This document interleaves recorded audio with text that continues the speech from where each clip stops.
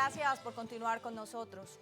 Aunque la cifra de violencia de género, especialmente contra las mujeres, se mantiene estable durante los últimos 20 años, según los observatorios que investigan el flagelo, se reconoce también un subregistro, porque las violencias simbólicas se naturalizan y pocos se denuncian. A propósito del Día Internacional de la Eliminación de la Violencia contra la Mujer, que se conmemora anualmente todos los 25 de noviembre, veamos a continuación el siguiente informe especial que desarrolló Carmen Alicia Sarmiento.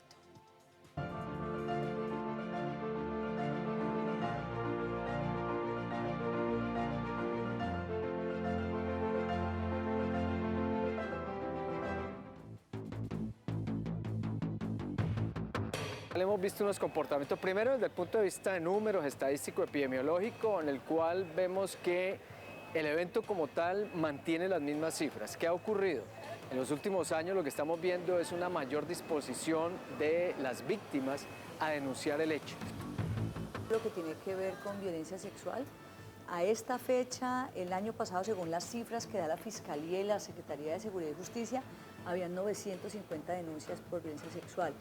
Ahorita van 707. Claro, hay una reducción, pero imagínense 707 mujeres que consideran han sido abusadas sexualmente, eso es demasiado. En 2021 habían 4.160 denuncias ante la Fiscalía por Violencia Intrafamiliar.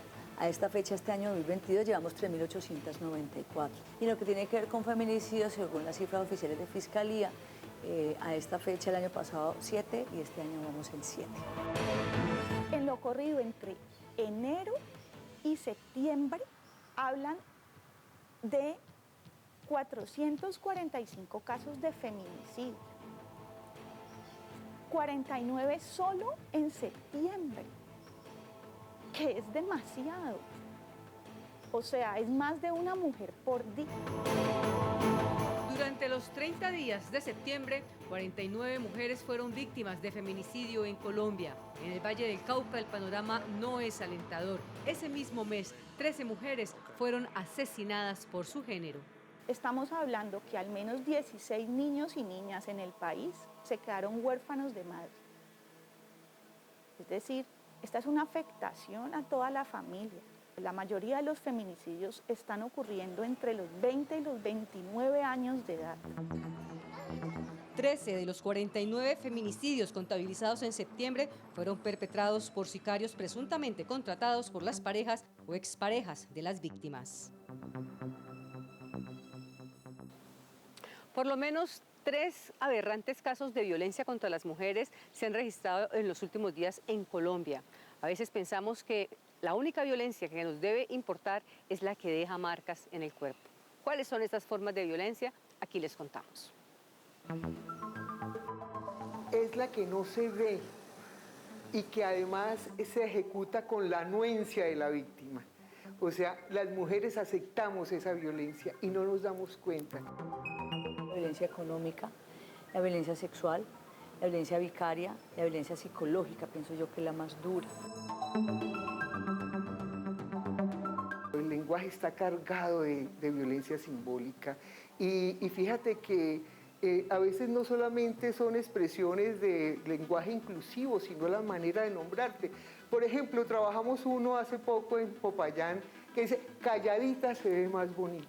Los cuentos, las fábulas, las rondas infantiles. Don Federico mató a su mujer con un cuchillito más grande que él, le sacó las tripas, etcétera, etcétera. Don Pepe en su barriga, riga, va a matar a su mujer, porque no le dio dinero para irse en el chuchu.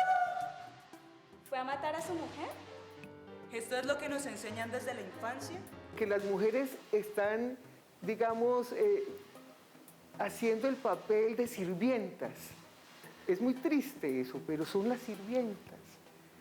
Pero se les dice que son las reinas del hogar. Y efectivamente, dejar todo el cuidado doméstico en cabeza de las mujeres es violencia. Y aunque las labores del cuidado pueden resultar bellas, las mujeres postergan o anulan sus sueños y proyectos porque no les queda tiempo para ellas. La del lenguaje es una forma de violencia que poco conocemos y entendemos. Hoy lo veo como un maestro, pero si dure mucho tiempo recordando expresiones como vieja, fea, te queda muy poquito tiempo de belleza. O sea, la recordaba hasta pasado 2, 3, 4 años y me aguaban los ojos. Ya ahorita no, o sea, yo ahorita digo, pues no, pobrecito él. Yo no, yo sigo siendo una mujer bella.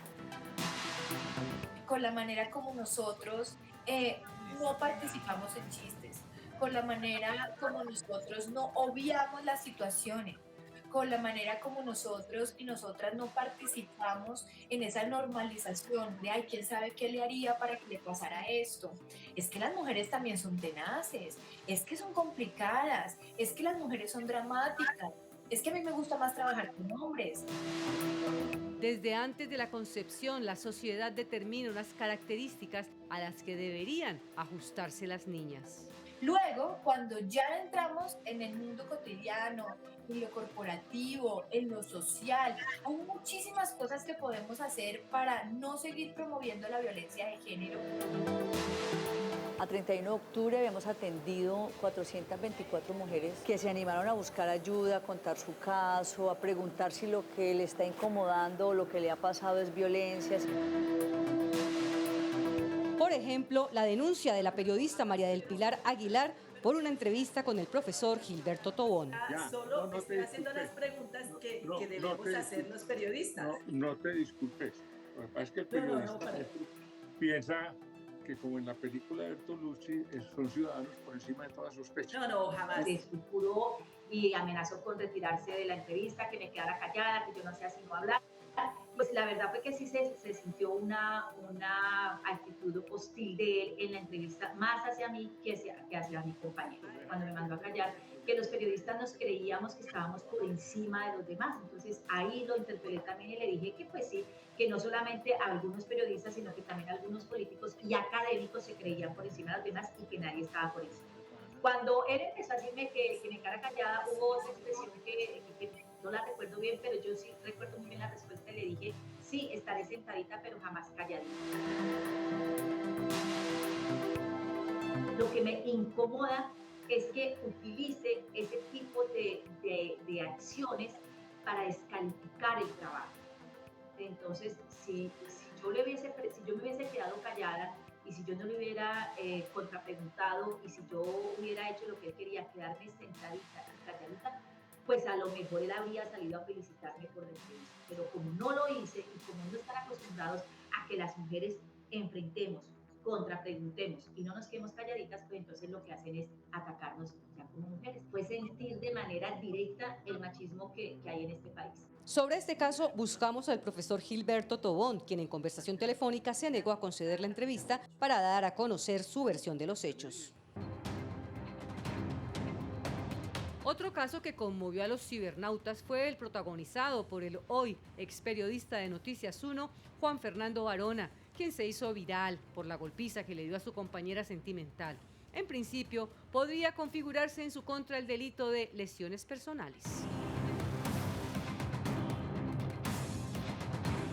Yo no voy a descartar, por lo que observo, por el grado de sometimiento en el que se tiene a la persona, por el acompañamiento que hace otra persona que casi que está dándole la tranquilidad al agresor de que actúe, que haya una tentativa de un comportamiento de feminicidio, más cuando uno ve que ingresan unas maletas al ascensor, uno tiene que pensar en todos, entonces no descarto que pudiéramos hablar en ese evento de una tentativa de feminicidio.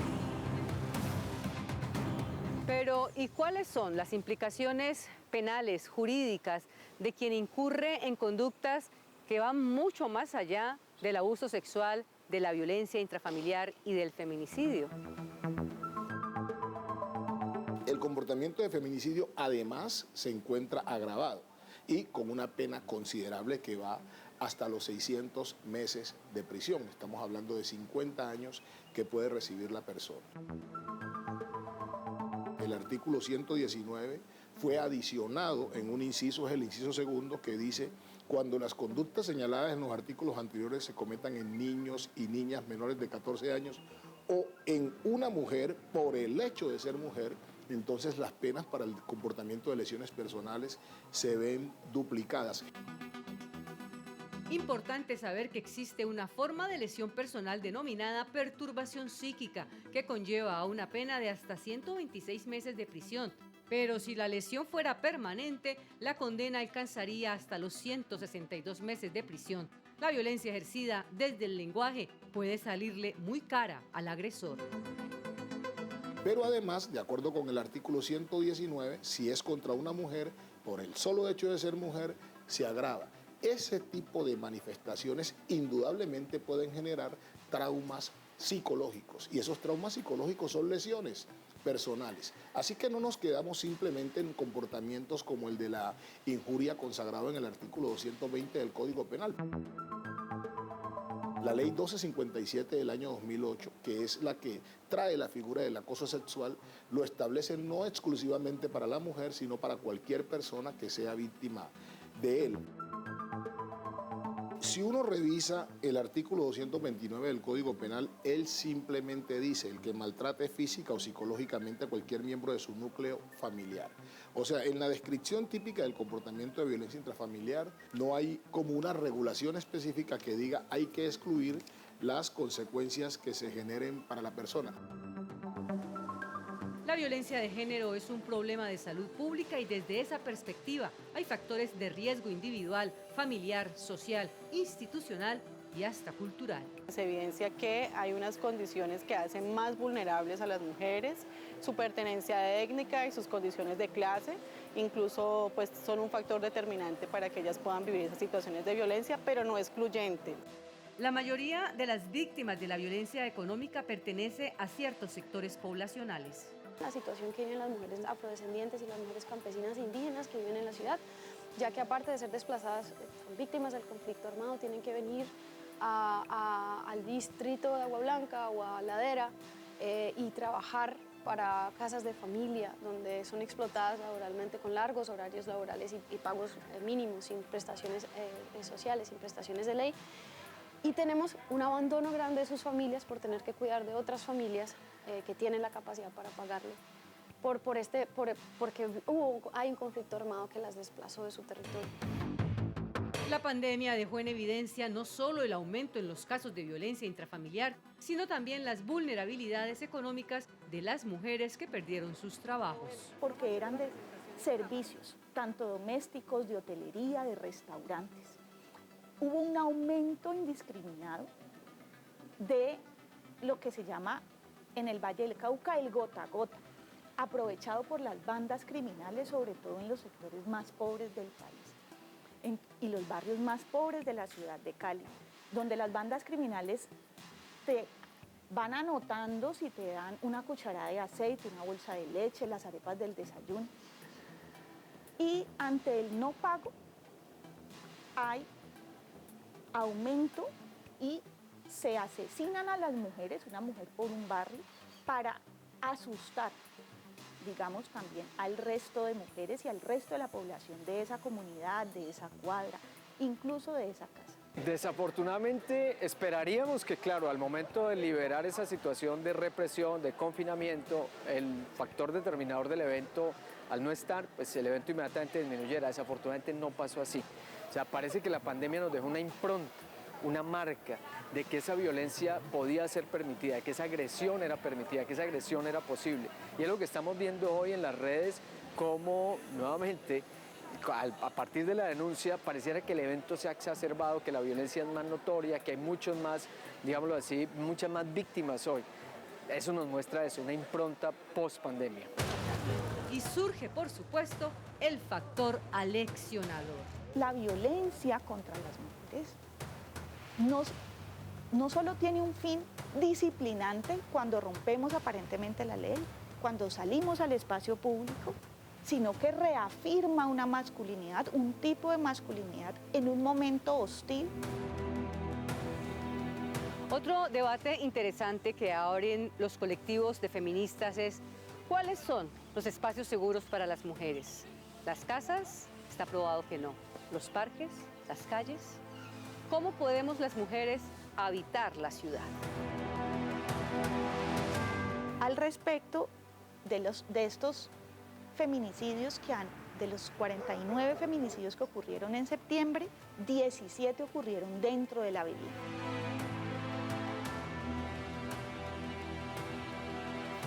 Entonces esto quiere decir que en esta división tradicional que nos dicen el lugar de las mujeres es la casa, pues yo preguntaría es que ni siquiera es la casa, entonces las mujeres no tenemos lugar en el mundo.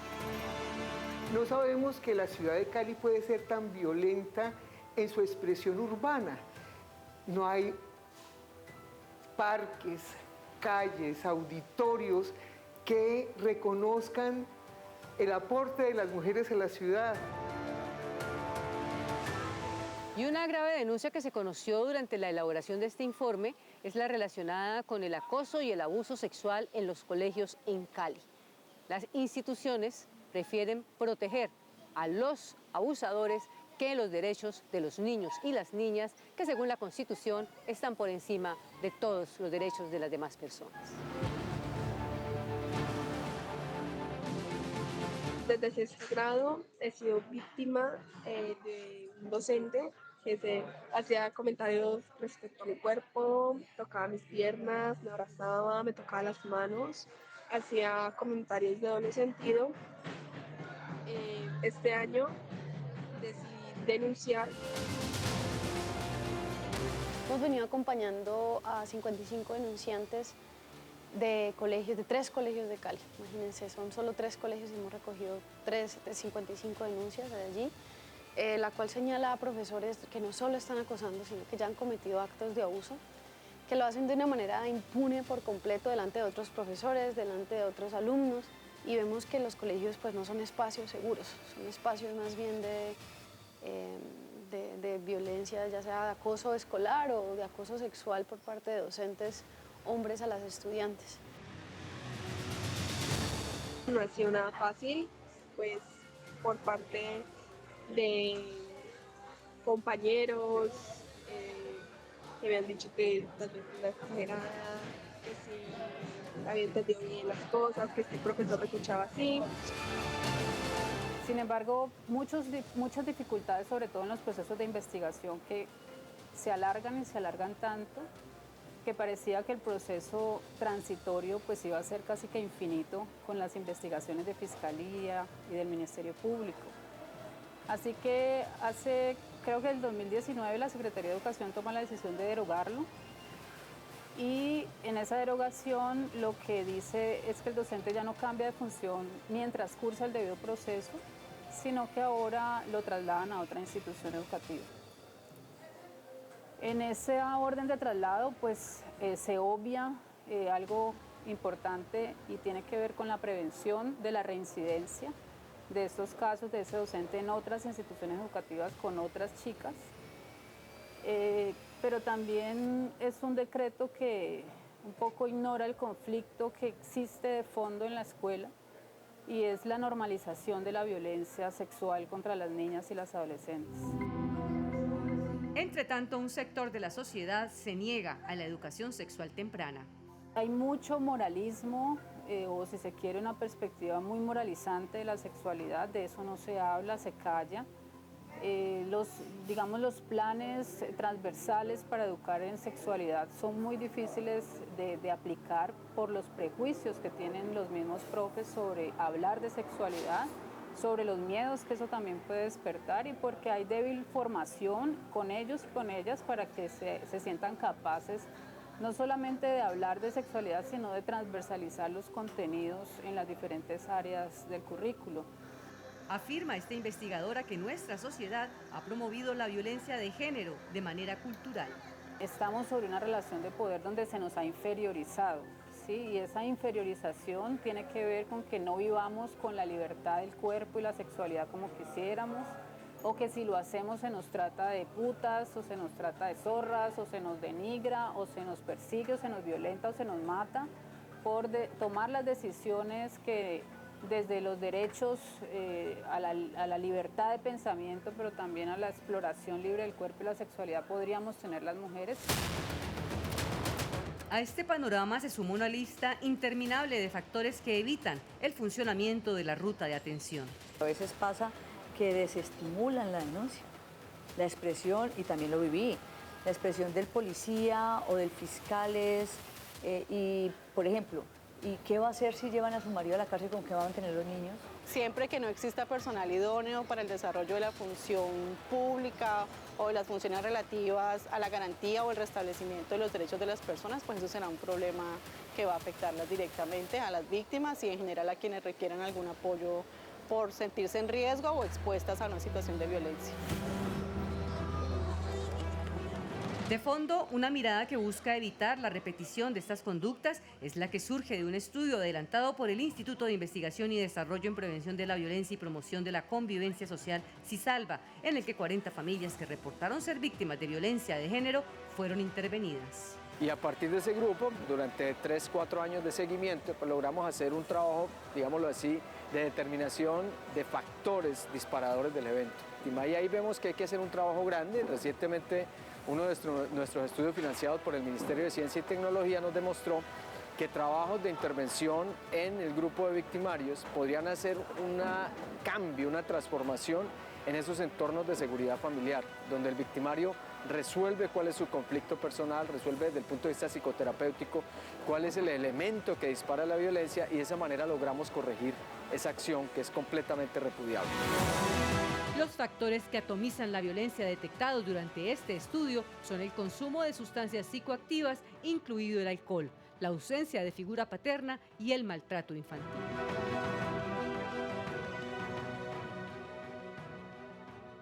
Una conclusión importante que debe dejarnos este informe está en las palabras del director de CISALVA. Hay que trabajar con los agresores psicológicamente para sanarlos, para evitar que repitan estas conductas de violencias contra las mujeres, pero sobre todo para evitar que ese sea el legado que le dejan a sus hijos y las generaciones venideras. Este fue un informe para Telepacífico Noticias con Carmen Alicia Sarmiento Mora. Este informe lo podrán ver completo mañana en nuestro canal de YouTube. Recuerden que durante la semana las noticias son a las 7 de la mañana en Telepacífico Noticias, a la 1 de la tarde con 90 minutos y a las 8:30 p.m. en Noti5. Feliz noche y buen comienzo de semana.